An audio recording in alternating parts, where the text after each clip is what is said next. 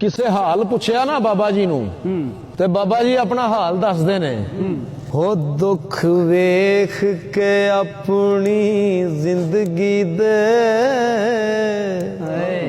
ਕਰਾਂ ਕੀ ਹੁਣ ਮਰ ਨਹੀਂ ਜਾਣ ਹੁੰਦਾ। ਕੁਝ ਅਫਸੋਸ ਨਹੀਂ ਲਿਖੇ ਆਪਣੇ ਤੇ ਬਾਝੋਂ ਕਿਸਮਤਾਂ ਸੁੱਖ ਨਹੀਂ ਪਾਣ ਹੁੰਦਾ। ਡਾਲਾ ਲੇਰ ਗੁਬਾਰ ਵਿਰਾਨ ਦੁਨੀਆ ਇਥੋਂ ਸੁੱਕਿਆ ਲੰਘ ਨਹੀਂ ਜਾਣ ਹੁੰਦਾ। ਉਹ ਰਹਿੰਦੀ ਚੁੱਪ ਵੀ ਨਹੀਂ ਕਸੂਰ ਮਿਲਦਾ ਤੇ ਨਹੀਂ ਆਪਣਾ ਹਾਲ ਸੁਣਾਣ ਹੁੰਦਾ।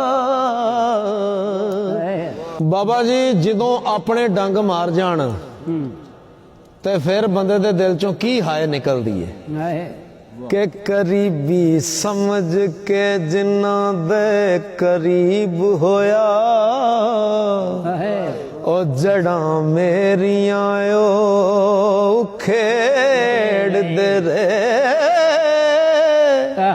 ਵਫਾਦਾਰੀ ਵਾਲੀ ਰੱਸੀ ਪਿਆਰ ਵਾਲੀ ਮੈਂ ਵੱਟਦਾ ਰਿਹਾ ਉਹ ਦੇੜਦੇ ਰਹੇ। ਉਹ ਜਾਂਦੀ ਵਾਰ ਨਾ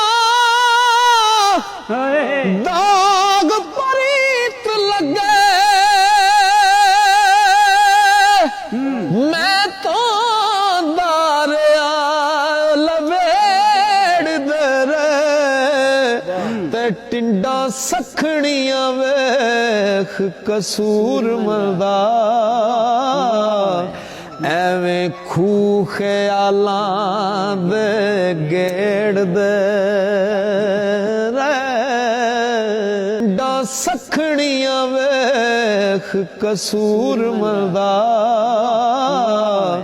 ਐਵੇਂ ਖੂ ਖਿਆਲਾਂ ਦੇ ਗੇੜਦੇ